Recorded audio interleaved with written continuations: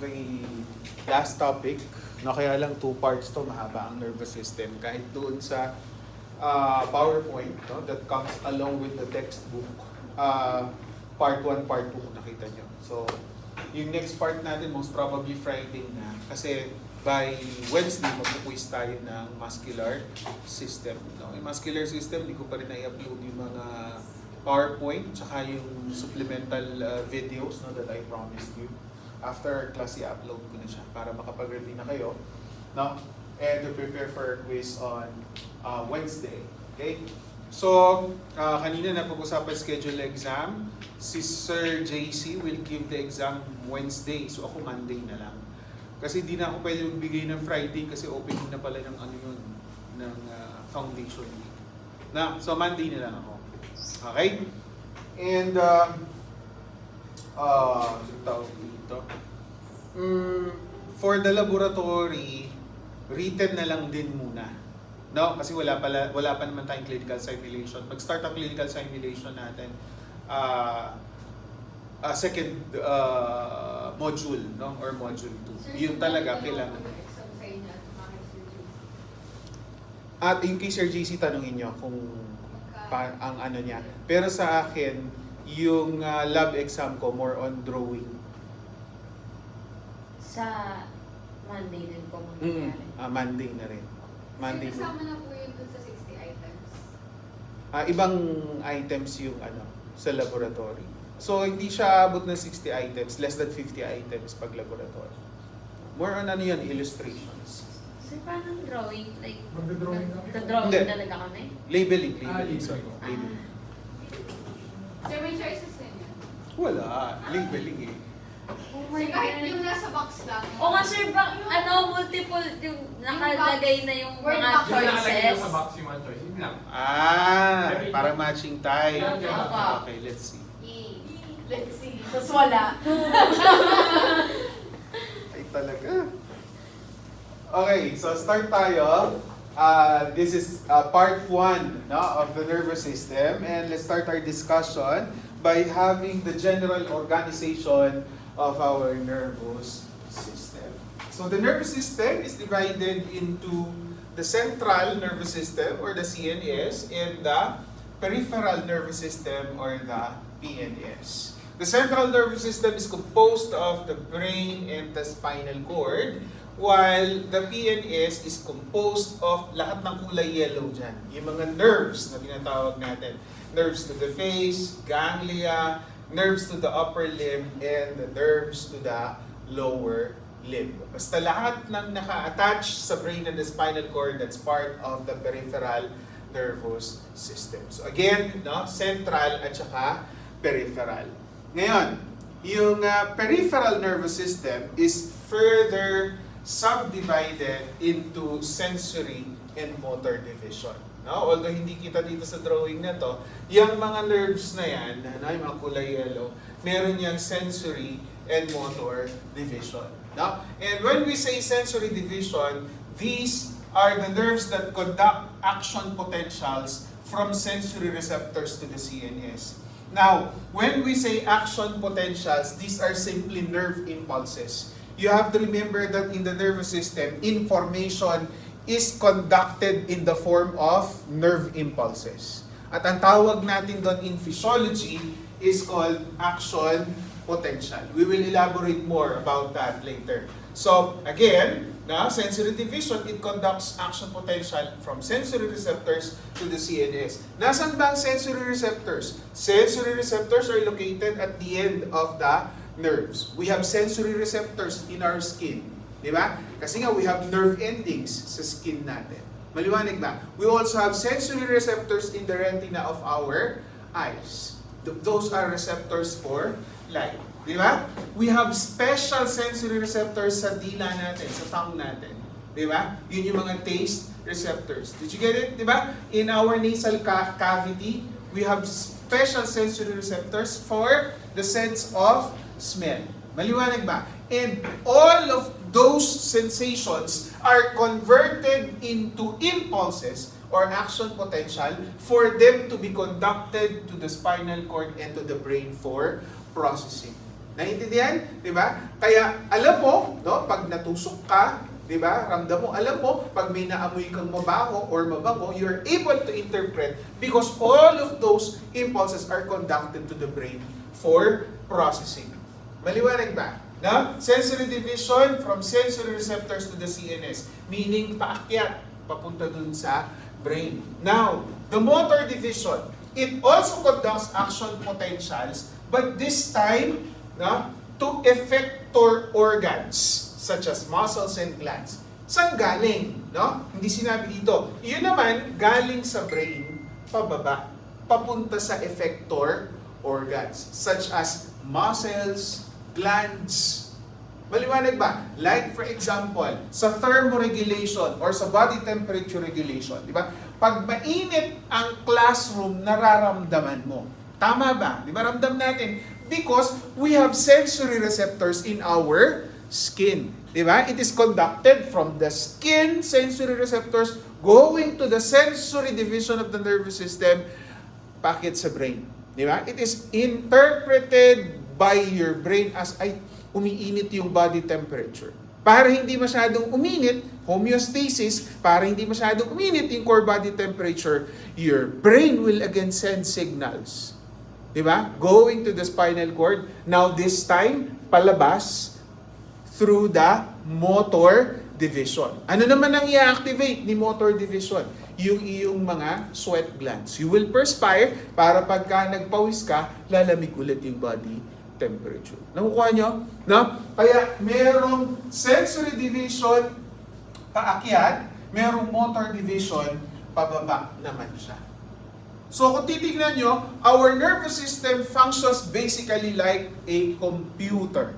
Parang computer. Merong central processing unit. That's the central nervous system. And attached to the CPU are the peripherals. Di ba? Pag peripherals, di ba, nung elementary kayo, ano yung mga peripherals ng computer system? Nahati din sa dalawa. I don't know kung natatandaan niyo.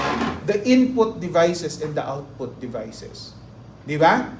Can you give me an example of an input device na ina-attach sa computer? Keyboard, mouse, webcam, microphone. Di ba? Na?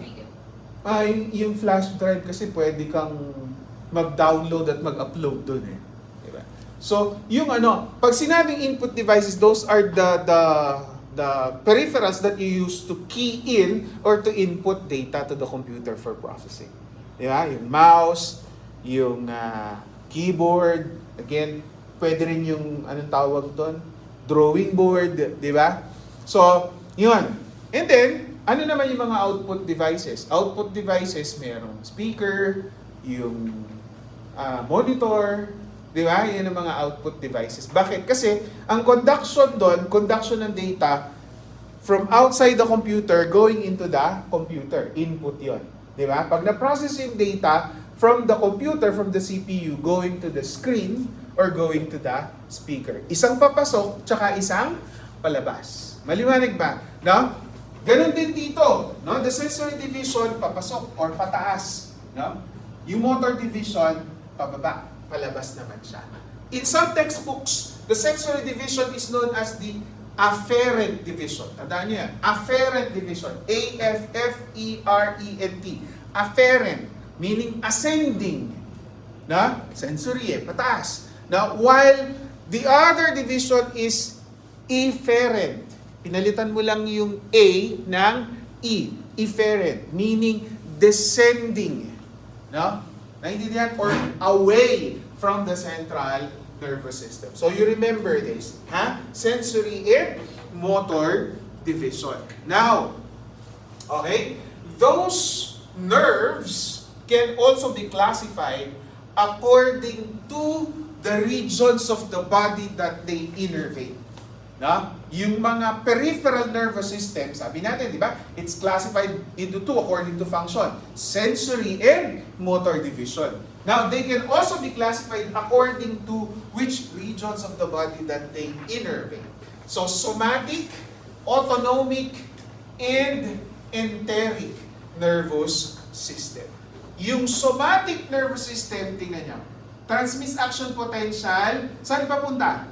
Saan papunta? To the skeletal muscles. So yung mga motor nerves na nerve supply ng mga muscles natin, like sabi natin, the nerve supply of the quadriceps is your femoral nerve, the nerve supply of the hamstrings is your tibial nerve. Diba? The nerve supply of the biceps brachii is the musculoskeletal nerve. The nerve supply of the wrist extensors is your radial nerve. Lahat ng binanggit natin na yon at marami pa, these are parts of the somatic nervous system.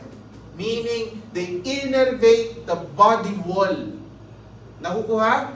No? While when we say autonomic nervous system, saan naman papunta yung kanyang action potentials? Going to cardiac muscles, smooth muscles, and glands.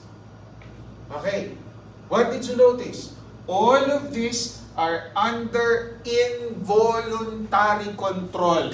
Di ba? Nabanggit na natin yan last time. Cardiac, involuntary control. Smooth muscles, involuntary control. Glands, involuntary control. Hence the name autonomic. No? Parang automatic.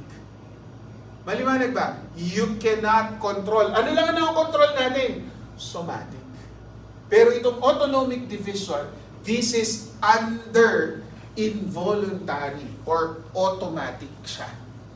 Diba? Kasi it is vital for what? Vital for homeostasis na dapat automatic yung response. Diba? Na pag mainit ang environment at tumataas ang body temperature, dapat automatic pagpapawisan ka.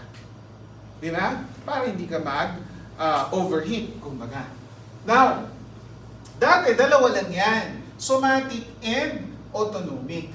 Because the autonomic before includes also the nerves that innervate the intestines. No? Yung mga bituka natin. No? Pero ngayon, there is a separate nervous system for the intestines. Okay? Or the digestive tract rather. It is called the enteric nervous system, which is a special nervous system that is found only in the digestive tract. Now, ano ang similarity niya with the autonomic nervous system? Actually, autonomic din naman siya. Kumbaga parang special subdivision siya ng autonomic nervous system. Bakit ko nasabi? Kasi it is also under automatic control. Automatic din naman yan eh. You cannot control your digestive tract, right?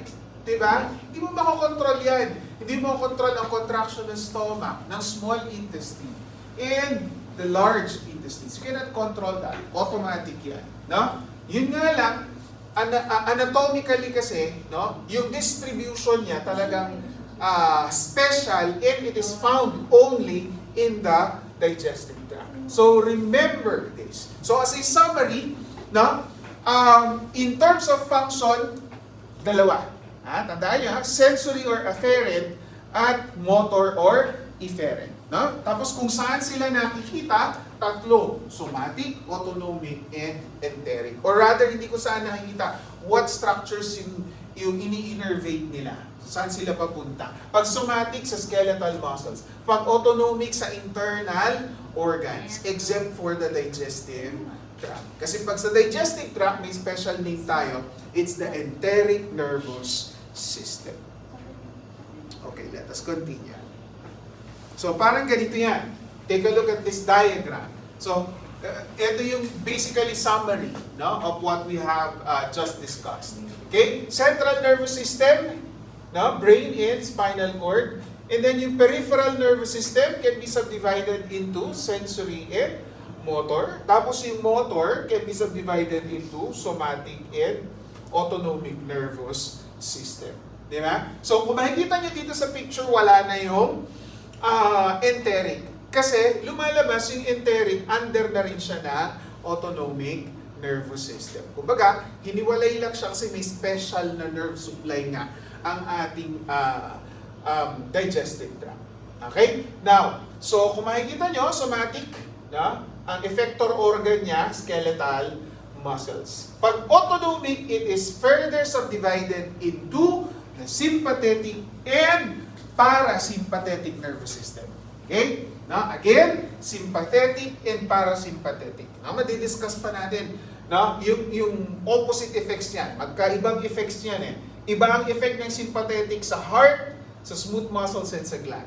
Opposite sa effect ng parasympathetic to the same organs.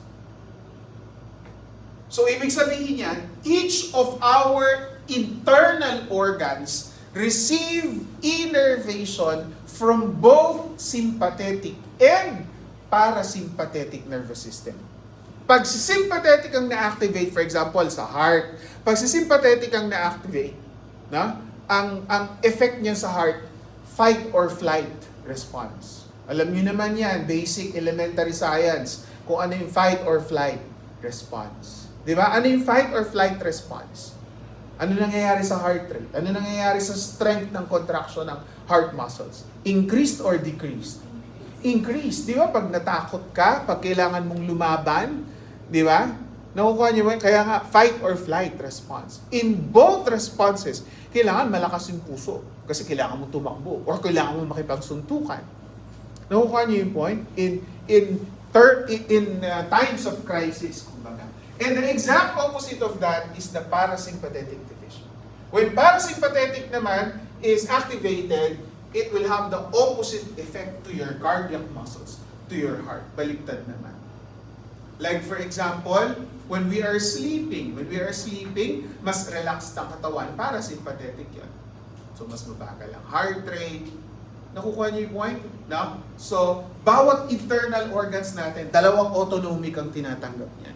Isang sympathetic, tsaka isang parasympathetic. It depends on the need, it depends on the situation which will be activated. Kaya magkaiba yung nagiging response. Same with our pupil. Di ba? Pupil natin nagdadilate, nagko-constrict. No? Because the pupil is also innervated by both sympathetic and parasympathetic nervous system. Nakukuha? Pupunta tayo dyan. I-discuss pa natin yan further. Nandito pa lang tayo sa organization. So I hope nakakasunod kayo. Ha? Now, the nervous system is composed of two main types of cells. And that is your neurons and your glial cells. Pero ang pinaka-basic unit ng nervous system, yung neurons. Because these are the ones who receive the stimuli, that conduct the action potential, and that transmits those signals, no, to other neurons and to the effector organ. So, ibig sabihin, the action potential that we are talking about, the nerve impulse that we're talking about, that is being transmitted from the sensory receptor to the CNS, the central nervous system, and then from the central nervous system, going to the motor division, going to the effector organ. Yung action potentials na yun are conducted by the neurons, no? Or the nerve cells. But what about the glial cells? Ano ginagawa ng glial cells? Glial cells are just supportive cells. No? Supportive cells of both the CNS and the PNS. Ibig sabihin, both CNS and PNS merong glial cells. Again, anong function nila? Just for support. They do not, they do not conduct action potential. No? Instead, they carry out different functions that enhance neuron function. Okay? Ibig sabihin, no? Kahit hindi sila nagkakonduct ng action potential, when these glial cells, no, are affected, no? Or kunyari, wala yung glial cells na yan, the neurons will not be able to conduct impulses properly. One very good example is yung sakit na multiple sclerosis. Have you heard of that? Hindi niyo pa narinig yung multiple sclerosis. Sa multiple sclerosis, there is a specific glial cell that degenerates. Actually, marami ng medical drama na movie, no, medical drama na series na nababanggit yung multiple sclerosis. No, merong isang glial cell na nagde-degenerate. Kaya sumusobrang bagal yung conduction ng impulse, specifically in the nervous system. And it can actually lead to paralysis. Mamaya, di-discuss natin yan. Again, it's called multiple sclerosis. Na? So, in the past, no, pagka nadadiagnose ng nung hindi pa gano'n ka-advanced ang science, no, hindi pa nila maintindihan kung ano sakit yun. Noon, ang alam lang nila, stroke, yung mga gano'n. No? Pero ngayon, nadadiagnose na. In the past, akala nila, no, kung anong, lalo dito sa Pilipinas, akala nila kung anong sakit na sinumpa, kinulam, o kaya naman, ano pa ba, na matanda, yung mga ganong, ano noon. Di ba? Later, explain natin, ano ba yung multiple sclerosis. So again, remember, we have two kinds of cells in the nervous system. The neurons rather, and the glial cells. Unahin natin yung neurons. Yan. So again, the neurons are the ones that conduct action potentials or impulses, the nerve impulses in our nervous system. Na? And it has three main parts. Na? By the way, the neuron is the nerve cell. Kung sa muscular system, anong tawag natin sa cell? Sa muscular system, muscle fiber. Natatandaan ba? Na mayroong sarcolemma, may sarcoplasm, at may sarcoplasmic reticulum. I hope natatandaan niyo yung discussion natin. Ngayon, dito, ang tawag natin sa cell of the nervous system is the neuron. And it has the following parts. No? Three main parts. The cell body, the dendrite, and the axon. Nasaan ang cell body? Ito siya. This is the cell body. Okay? No? Within the cell body, you will find the malamang ano itong kulay red na to. This is the nucleus. Yung kulay green na yan, that's Golgi apparatus. No? Ito, ano to? Mitochondria. No? Mitochondria. So, kung ano yung mga typical na nakikita natin sa cell, no? Yan, makikita din natin dyan. Yun nga lang, it has a different structure. Why? Because neurons have dendrites. No? Neurons have dendrites. Ano yung dendrites? These are extensions of the cytoplasm from the cell body. Now, bakit ang dami niyang cytoplasmic extensions? No? Because of its function. Anong function niya? It receives information from other neurons. Kasi di ba ang neurons sa nervous system natin, magkakadugtong yan. Think of our nervous system as an electrical wiring of a building. Di ba sa electrical wiring ng building, di ba? Pag hindi umabot yung wire, anong ginagawa? Pinagdudugtong. Pag pinagdugtong mo, think, doon sa magkadugtong na yan, think of it as two neurons na magkadugtong. Ganun sa nervous system natin. No? In a conduction in the nervous system, okay? Halimbawa, natusok ka ng pin sa dulo ng daliri. No? For that sensation, for you to be able to feel that sensation, okay, kailangan makaabot yung impulse na yon to our brain for processing. And did you know na yung pinagdadaanan niyang nerve is first order, second order, third order, tatlong neurons na magkakadugtong yun. Nakuha niyo yung point? Mag-discuss natin mamaya. Magkakadugtong siya. So, ngayon, ano ulit ang function ng dendrites? No? Doon sa dugtungan, yung dendrites, ang function niya is to receive, no, the impulse from other neurons and transmit that information to the cell body. So let's say, for example, nandito yung isang neuron, no, ipapasa niya doon sa pangalawang neuron, ang magre-receive ng impulse would be the dendrites. And the function of the dendrite is to transmit it to the cell body. Okay? Then, etong mahaba na to, ano to? Itong mahabang yan, that's your axon. Now, the axon is a single long cell process that leaves the cell body at the axon hillock. Ito yung axon hillock. No? So, it leaves the cell body, no, at the axon hillock. And sends sensory signals to the CNS and motor signals away from the central nervous system. Yung mga nakikita natin na kulay yellow na nerves dito, these are composed of bundles of axons. Ang nerves natin, bundles of axons yan. Okay? Na magkakasama. Yan. So ito mga kulay yellow na yan, puro axons yan. Natatanungin nyo, nasan po yung cell bodies? Di ba?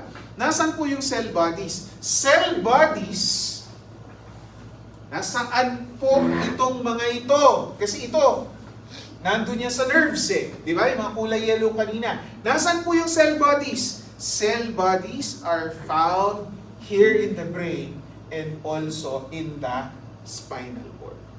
Some of those cell bodies are also found in the ganglia.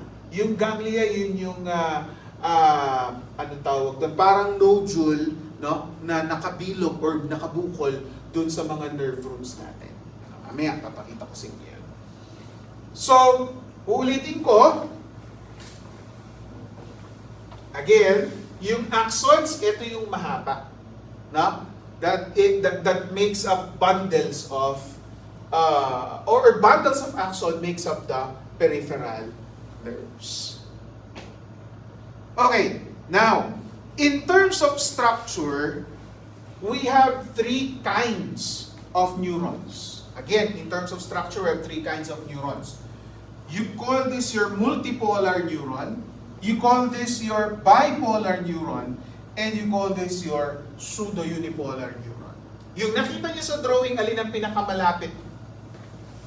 Alin ang pinakamalapit sa tatlo? Dito. A, B, or C? Yung A, multipolar. Yan, tama. Ito yun. So ito, multipolar to. Yan. So what's a multipolar neuron? A multipolar neuron, you have many dendrites and 1 axon arising from the cell body. Ibig sabihin, marami yung naka-attach sa cell body, hence multipolar neuron. Ngayon, what are the other characteristics of multipolar neuron? Multipolar neurons are found in the CNS. No? And nearly all motor neurons are multipolar. Kaya pala pag tumingin kayo sa mga neuroanatomy books, pagka nagdi-discuss ng parts of the neuron, just like here, ang ginagamit na example ay multipolar sa drawing. Bakit? Because most of the neurons in the nervous system are multipolar neurons. Next, you have bipolar. Anong ibig sabihin ng bipolar?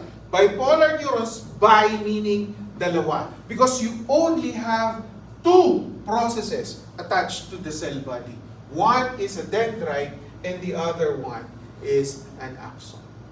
Pero ang direction ng transmission ng impulse, ganun din. From the dendrites going to the cell body, going to the axon. Ganun din dito. Dendrites, cell body, axon. Okay? So, kung ito, madalas makita sa mga motor neurons, no? Ang bipolar neurons, madalas makita yan sa sensory neurons. Specifically, those neurons found in the retina of the eyes. Sa retina ng mata natin, mas maraming bipolar neurons doon. And lastly, your pseudo-unipolar neuron. No? In the past, this is simply called unipolar. No? Pero ngayon, pseudo-unipolar na. Bakit tinawag na pseudo-unipolar? Kasi akala mo, you only have 1 process arising from the cell body. But a few millimeters, nagdi-divide siya into an axon-like branch wherein you have sensory receptors on one end. Kaya ang transmission ng impulse niyan mula sa sensory receptors, pasok sa cell body, then labas sa cell body, then going to the axon. So as a summary, yan, meron tayong multipolar, bipolar, and the pseudo-unipolar neuron. Now, okay? Sige, let us continue. Okay, so, okay na tayo sa structure ng neurons. No? Doon naman tayo sa glial cells. Yan. So what did we say earlier? Glial cells are supportive cells of the CNS and the PNS. They do not conduct impulses, but they are very important supportive cells, no, of the nervous system. So isa-isahin natin. Itong letter A, yung nakikita nyo mga ito. Yan. Letter A, nakita nyo mga, hindi pala, cell body pala yan. Neuron to, ayan ang kanyang axon. Neuron din yan, ayan ang kanyang axon. Nakita? No? So, first, you have your astrocytes. Okay, ito yun, yung nasa letter B. Ayan ang astrocytes. No? Ayan ang astrocytes. They are the major supporting cells of the central nervous system. And they can stimulate or inhibit the signaling activity of nearby neurons. Pwede nilang stimulate. Sino ba nagtanong sa akin ng inhibit nung last quiz? Ano ibig sabihin? Nagtanong sa akin yan. So, pag sinabing inhibit, piniprevent niya. That's the opposite of stimulate. And they form the blood-brain barrier. Yes, we have a blood-brain barrier. Ano ibig sabihin ng blood-brain barrier? What do you mean by that? Ano yung blood-brain barrier? Hindi lahat ng chemicals that circulate in our blood can go directly into our brain. Kasi this is the main control center of the body. So hindi lahat, not all of the medications that you take can go directly to your brain because meron tayong blood-brain barrier. Ibig sabihin lang yan sa pharmacology, no? If a drug, no, for a drug to have its effect to the brain, kailangan makakross siya ng blood-brain barrier. So therefore, alcohol can cross the blood-brain barrier. Kaya tayo nalalasay. Kasi may effect. Diba? Kaya din po namili. Sir, pero Certain drugs. Sir, paano po dumadaan yung alcohol doon? Hindi siya nafi-filter ng blood-brain barrier. Kaya nagkaka-effect siya sa utak natin. Nakuha? Pero hindi lahat. Hindi lahat. Kaya tayo nalalasing. Kaya tayo nawawala ng balance. Ganun talaga no? Diba sir, nakakalit ng utak? Alak. Pag sobra, siyempre naman. Lahat naman ng sobra. No? Kaya nga, occasional dapat. Yan. Araw-araw may okasyon. Ganun ba? Okay. No? Meron akong 4 days straight. Yan. So, yan ang astrocytes. Ayun, so, tingnan nyo, kaya nakabalot siya sa mga blood vessels. Diba? Now, and then, you have the ependymal cells. Ependymal cells naman, ito mga kulay green na to. Yan, kulay green. Ependymal cells line the cavities of the brain that contains the cerebrospinal fluid. Sa loob kasi ng utak natin, may mga cavities dyan. Ang tawag natin doon, the ventricles of the brain.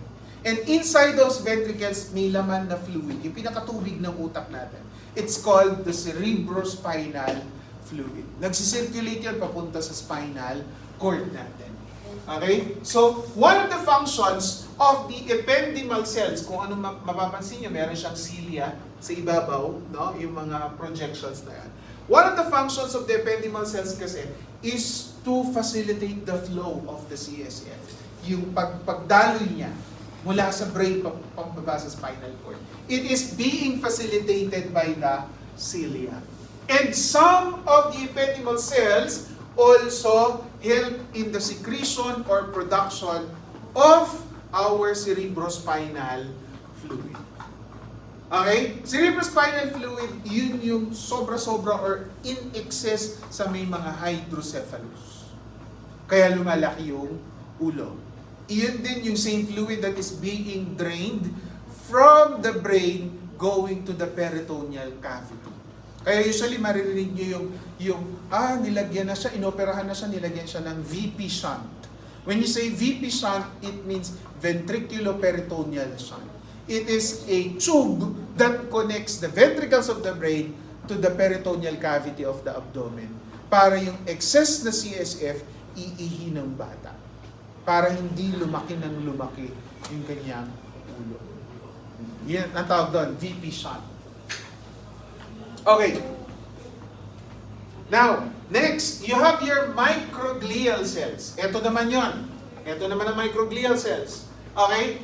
Sila naman yung pinaka-immune system of the CNS. Immune system ng CNS. Meaning, siya yung nagpe-prevent ng infections sa central nervous system. Nagpe-prevent ng sakit because they remove bacteria and cell debris. How do they do that? By engulfing those bacteria. Ini-engulf niya, tapos ipapasok niya sa, pag nakapasok na yan sa kanyang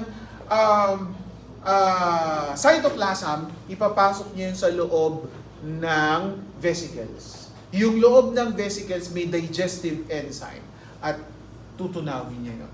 Anong tawag doon sa process na yun of cell eating? Nasa video yun. Phagocytosis. Very good. Pero pag ang kinuha mo papasok ay liquid, iba naman ang tawag doon. Pinocytosis. Very good. So ito phagocytosis. Kasi cellular debris. Naintindihan ba? So, ang pinaka-function niyan, again, is to prevent infections of the central nervous system. Kumbaga, sa circulatory system naman natin, sa blood natin, ang nagpe-perform ng ganyan are the white blood cells. Specifically, the macrophages. Pag na-discuss natin sa second term, sa circulatory system. Okay? So, next you have your oligodendrocytes. Oligodendrocytes, tsaka Schwann cells actually, pareho sila ng function. Anong function nila? What do they provide? Yan, myelin. Myelin means fats. Ang pinoproduce niyan, adipose tissue. So, ayan, ito yung axon. Pansinin niyo, ito axon. Itong oligodendrocytes. So, oligodendrocytes produce yung purple na nakarap around dun sa mga axons. At tawag dyan, myelin sheath. Same with our Schwann cells. Ang purpose ng Schwann cells, they also produce myelin sheath. Pagkakaiba lang location nila. Oligodendrocytes are found in the CNS, while Schwann cells are found in the PNS. What is the function? Ngayon, tandaan nyo pareho sila ng function, magkaiba lang ng location. They both produce myelin sheath. Ano ngayon ang function ng myelin sheath? So, when myelin sheaths, or when axons are covered with myelin sheath, they are termed myelinated. They are termed myelinated. Now, ano ang function ng myelin sheath? Ang function ng myelin sheath is to act as an insulator. Anong ibig sabihin ng insulator? Di ba? Hindi para siyang, kumbaga sa electrical wiring, yun yung pinaka-balot ng electrical wiring. Para hindi magdikit-dikit yung wire. What will happen pag nagdikit yung dalawang live wire? Di ba usually sa wiring natin, laging dalawa yan. They run parallel. Di ba? Lagi. Pag merong natalupan na wire dyan at nagkadikit, short circuit. Di ba? Minsan pumuputok pa nga. Di ba? So, ganun din dito. Imagine the nervous system, within the nerve, you have bundles of axons running parallel to each other. Pero hindi sila pwedeng magkadikit-dikit yung mga axons na yan. So they are insulated from each other by the myelin sheath. Nakukuha ba? Okay, insulator siya. At ano pa ang function ng myelin sheath? Myelin sheaths have gaps. Meron silang gaps. Gaps in the myelin sheaths are called nodes of Ranvier. So, ano yan? It occurs at about every milliliter. Millimeter rather. Anong ginagawa nung nodes of Ranvier? Bakit merong gaps ang myelin sheath? Para yung impulse, tatalon na lang dun sa mga gaps na yun.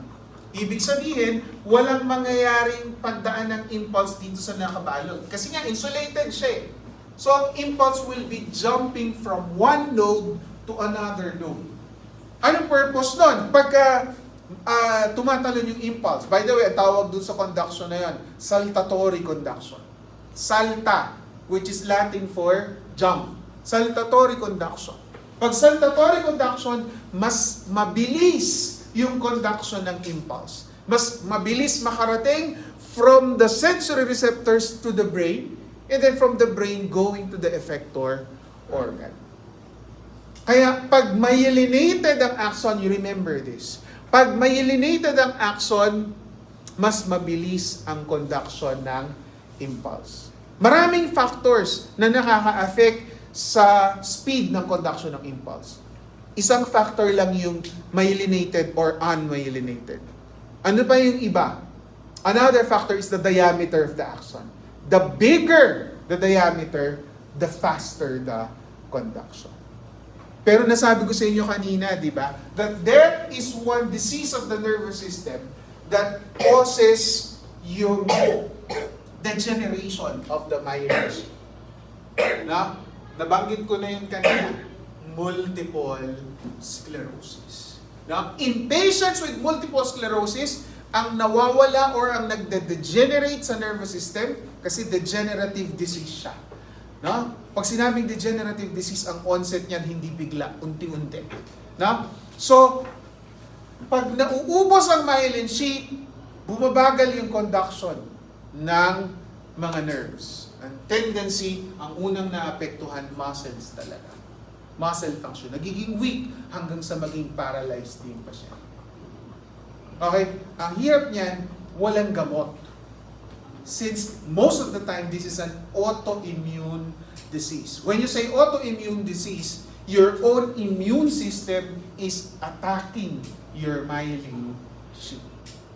So, the only treatment for that is yung mga steroids, no? Na pahihinain niya yung iyong immune system para hindi niya atakihin. Diba? Napakahirap gamutin ng autoimmune disease. Pag autoimmune, ang gamot steroid. Kaya lang, pahihinain nga niya yung immune system mo.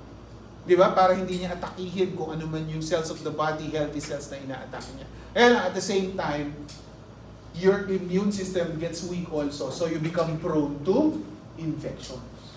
Naintindihan? Kaya ang mga nagte-take ng malalaking dosages of corticosteroid, di ba? Hindi sila, binabawalan silang maglalabas ng bahay, laging naka-face mask, di ba? Kasi nga, immunosuppressant, no? Ang corticosteroids. Na? Correct. Iyan ang isa sa pinakamahirap maging sakit. Autoimmune. Another example of an autoimmune disease is yung lupus. Na? Lupus. Kilala niyo yung asawa ni Robbie Domingo. Di ba, buntis na yung asawa ni Robbie Domingo. No, after nilang ikinasal, di ba, na-diagnose na may lupus yun. Ano ba yung lupus? Autoimmune disease din siya. Ang ina-atake naman niya, kung sa multiple sclerosis ang ina-atake niya, is only your myelin sheath. Sa lupus, almost all tissues of the body. Blood vessels. Pag blood vessels, di ba lahat ng organ may blood vessels? Di ba? Ang brain may blood vessel. Ang kidneys may blood vessel. Kaya sa lupus, pagka sobrang severe, pati brain affected, pati kidneys affected. Kinamatay ni Marcos Senior. Ayan. Hindi si Marcos, hindi si Baby M. Ayan. Na yung tatay niya, yan ang kinamatay lupus. Sir, paano po nag-start yung mga autoimmune disease? Ano po yan? Ano siya eh, genetic. It's genetic. So usually, pag meron kayong history in the family, yan. Ganun. Okay? So, yan, let us continue. So again, tandaan niyo yan ha, multiple sclerosis, no? Bakit natin dinidiscuss to? Kasi nga, nagkakaroon ng muscle weakness, no? And usually, a patient with a full-blown multiple sclerosis is referred to physical therapy talaga.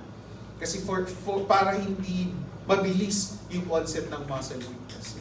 Usually, ang kinakamatay ng mga pasyente may multiple sclerosis is respiratory failure. Kasi even the diaphragm and the muscles for respiration are also affected. And that is the main reason why they are referred to physical therapy.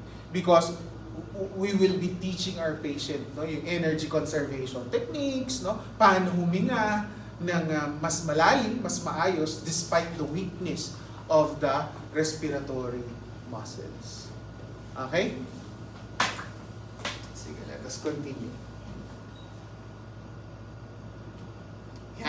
Yan. So, since nerve cells conduct action potentials, di ba? Ano function ng neuron? Sabi natin, they conduct action potentials in the form of impulses. No? So let us now discuss, ano ba yung action potential na yan? Ano ba yung action potential na tumatakbo na yan sa mga nerves?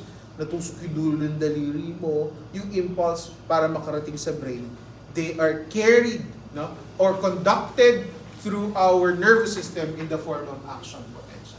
Ano yung action potential? Anong sabi natin last time? What are the two excitable tissues in the body? Dalawa. Nervous tissue and muscle tissue. Yan. Both nervous tissue and muscle tissue have these property. Again, anong tawag? Resting membrane potential. In fact, all cells have electrical properties. Pero pinakamalakas yung property na yun dun sa dalawang anong tawag dito? Sa dalawang excitable tissues. Nerve cells and muscles. Ngayon, bakit may resting membrane potential? Natatandaan niyo pa yung phospholipid bilayer? Natatandaan niyo ba? Phospholipid bilayer, impermeable to ions, no? But yung ions can cross the membrane through channels. Di ba? Kasi ang pwede lang makatawid dyan ng mabilisan, di ba sabi natin, oxygen and carbon dioxide. Pero pag pinag-usapan natin sodium, potassium, and other ions, they have to pass through channels. Okay? Now, ions flow through ion channels due to differences in concentration across the membrane and due to charge difference across the membrane. Now, there are two types of ion channels now. Ano yung two types of ion channels? You have what you call leak channels and gated channels. Again, leak channels, gated channels. What are leak channels? Leak channels are always open. So ions can diffuse across the membrane down their concentration gradient. Example niyan, tingnan niyo itong mga kulay pink. Anong label ng kulay pink? Sodium. Saan maraming sodium? Outside or inside?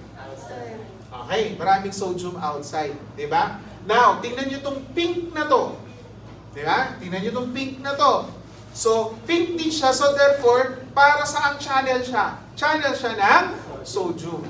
So, sa tingin nyo, kung pag may dumaan na sodium dyan, pag may dumaan ng sodium dyan, sa tingin nyo, anong direction ng sodium?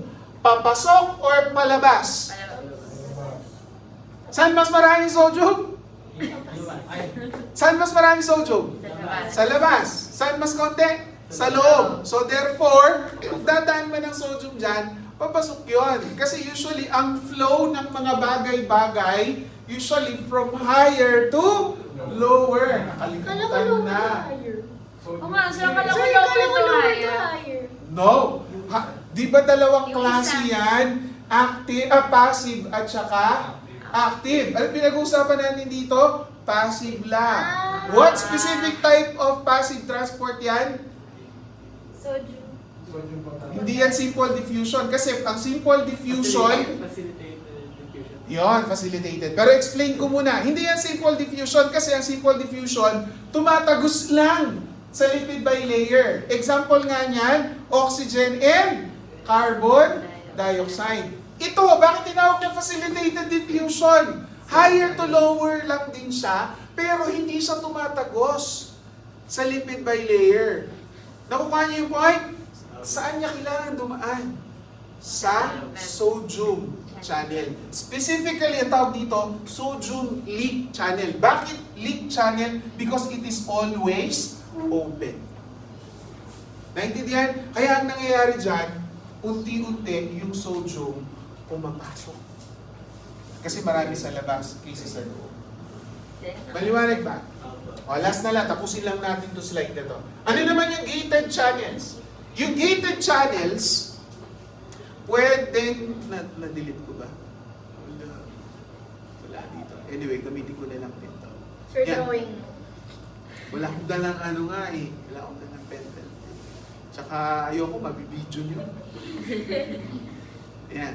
So, gated channels dalawa. Chemically at saka voltage gated. Anong gated channels? Okay? Close. Na? Initially naka-close. So wala kayo nakikitang gated channels dyan. Kasi yun talaga literal may gate. May gate na nakasara. At bubukas lang siya only by specific signals. And there are two kinds of signals na pwede mag-open sa kanya. Chemically gated channels are opened by chemicals such as neurotransmitters.